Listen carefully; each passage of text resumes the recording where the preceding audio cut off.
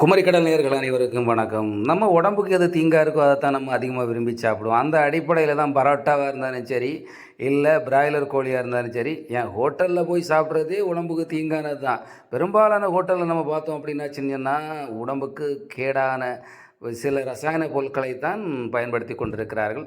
அதைத்தான் விரும்பி விரும்பி நாம் தேடி தேடி சாப்பிட்டு கொண்டிருக்கிறோம்.